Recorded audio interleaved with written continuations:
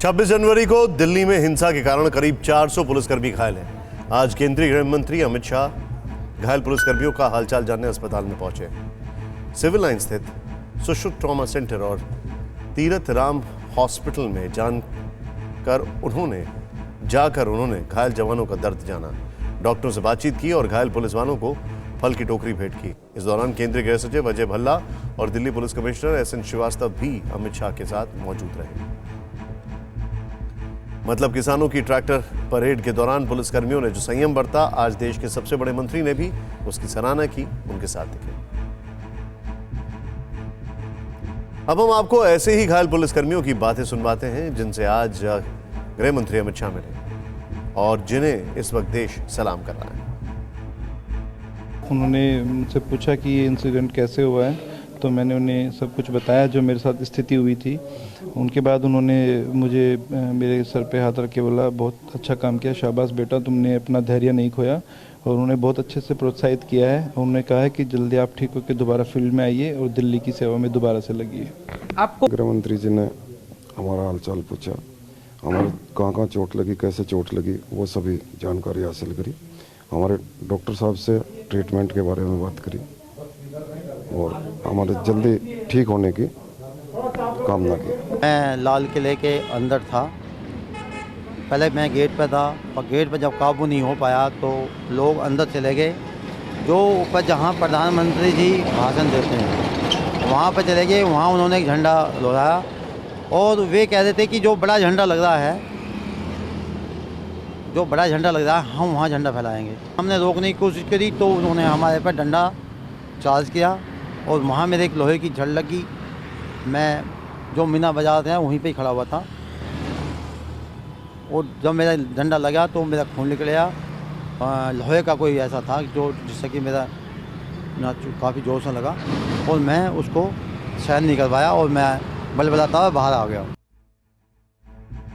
26 जनवरी को संयम दिखाने वाले जवानों को जनता सलाम कर रही है, लेकिन आंदोलन के नाम पर किसानों को बदनाम करने वालों से नाराज भी है। दिल्ली के दंगाइयों के खिलाफ अब आम लोगों में भी उबाल है और वो हर हाल में अलग अलग बॉर्डर पर मौजूद तथाकथित आंदोलनकारियों को खदेड़ने को तैयार है। कई बॉर्डर पर इस गुस्से का असर भी दिख रहा है। किसान ट्रैक्टर ट्रॉली के साथ वापस लौट रहे हैं।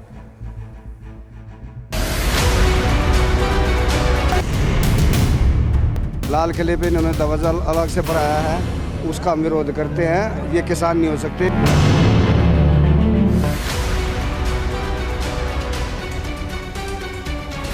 हमारे पुलिस वाले भाइयों जिस तरह हमारा, ये बहुत शर्मनीय बात है। ऐसे पुलिस, ऐसे उग्रवादियों को यहाँ बैठने कोई हक नहीं होता।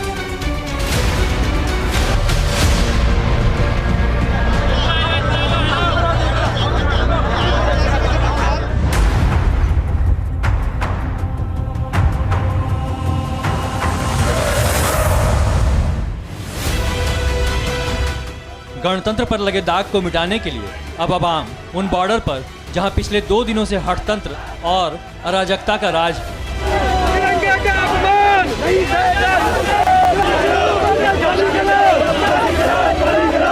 अब स्थानीय आवाम ही इन इलाकों को हर हाल में खाली करवाना चाहती है, इन बॉर्डरों को मुक्त कराना चाहती है, क्योंकि देश को शर्मसार करने वाले गुनहगार इन्हीं बॉर्डर से लाल किले तक पहुंचे थे और देश के गौरव को खंडित किया था।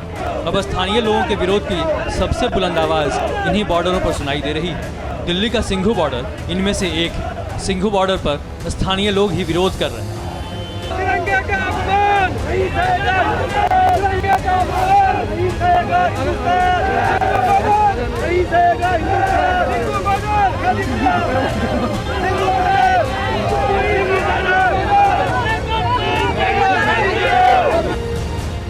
इनके हाथों में तिरंगा है और जुबान पर बॉर्डर खाली करो की चेतावनी।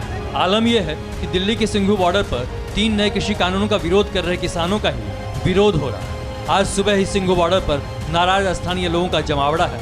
इनकी मांग है कि यहाँ डेरा डाले किसान वापस लौटें और जगह खाली करें। मेरे पीछे तस्वीरें देखिए कि ये यहाँ पर प्रदर्शन चल रहा है और अब ये लोग मांग कर रहे हैं कि सिंघू बॉर्डर को खाली कराया जाए और कहीं ना कहीं अब पुलिस ने इनको आगे आने की परमिशन दी। उसके बाद अब ये लोग जो किसानों का मंच यहाँ पर पहले से लगाए उसके पास जाके नारेबाजी करें और नारेबाजी करने के बाद अब ये लोग यहाँ से वापस जा रहे हैं। इन लोगों से बात करेंगे किस बात को लेकर प्रदर्शन कर रहे हैं आप लोग। तिरंगे का जो अपमान हुआ है, राष्ट्रीय अपमान किया है इन लोगों ने, सरकार का अपमान नहीं राष्ट्र का अपमान किया है। नए बिल पर सरकार से 11वें दौर की बातचीत के बाद भी कोई हल नहीं निकल पाया, लेकिन सिंघू की परेशान जनता खुद इसका हल निकालना चाहती है। हालात को देखते हुए सिंघू बॉर्डर पर सुरक्षा के जबरदस्त इंतजाम किए गए हैं। मंच के पास की बैरिकेडिंग भी की गई है। हालांकि किसान नेताओं की करतूत से दुखी किसान अब खुद भी वापस लौट रहे हैं। तंबू और पंडाल खुद से हटा रहे हैं।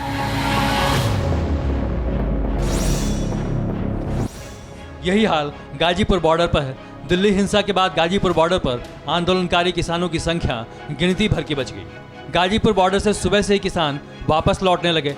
कई टेंट देखते ही देखते उजाड़ लिए गए। टीवी 9 भारतवर्ष के रिपोर्टर ने भी वहां के हालात का जायजा लिया।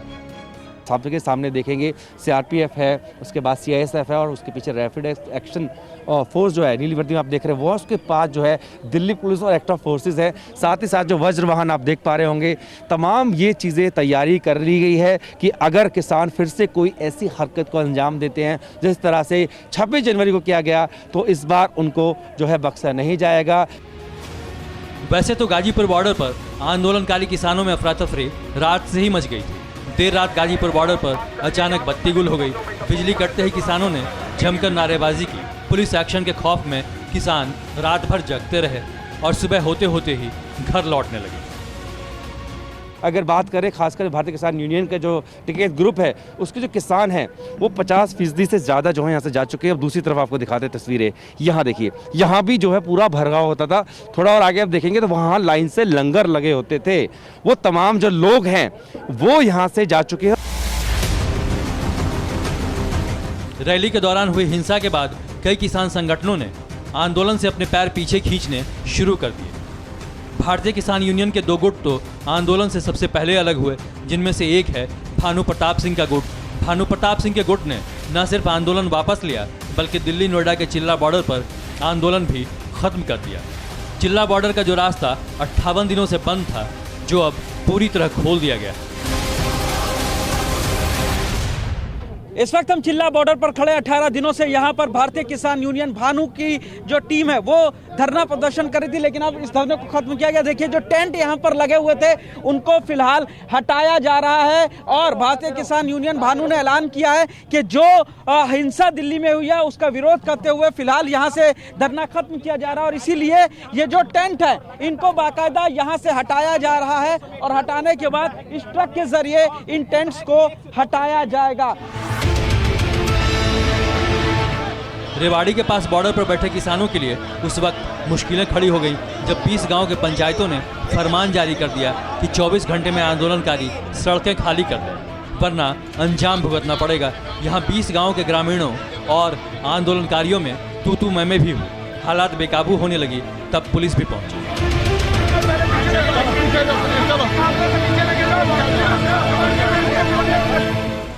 हालांकि गांव वालों के गुस्से को देखते हुए रेवाड़ी में हाईवे पर बैठे किसान को उल्टे पैर लौटना पड़ा। जो ट्रैक्टर ट्रॉलियां यहां लाइन से लगी थीं वो दिन में ही वापस लौट गईं।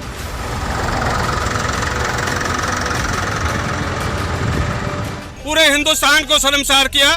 उसके पीछे हर एक आदमी उत्तेजित है और हर एक आदमी का एम है कि इनकी गुंडागर्दी आगे सहन नहीं होगी। लेकिन अभी हमारी बातचीत हुई है, डीएसपी अमित साहब ने कह दिया है इनको कि 24 घंटा तुम्हारे पास है, सोच लो, बैठ लो और बता दो। स्थानीय लोगों के साथ पुलिस भी एक्शन में दिखी। यूपी के बागपत में आधी रात पुलिस ने धावा बोला, टेंट लगाकर बैठे किसानों को रास्ते से हटाया और ये सब तब हुआ जब तंबू लगा था, बड़े स्पीकर पर म्यूजिक बज रहा था और कंबल रजाई ओढ़कर लोग आराम फरमा रहे थे।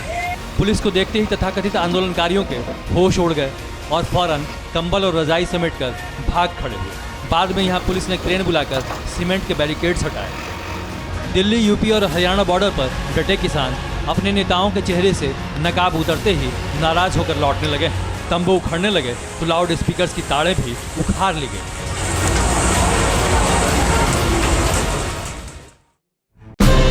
TV9 भारतवर्ष और TV9 बांग्ला प्रस्तुत करते हैं पश्चिम बंगाल चुनाव का सबसे बड़ा conclave what Bengal thinks today. देखिए 30 जनवरी दिन भर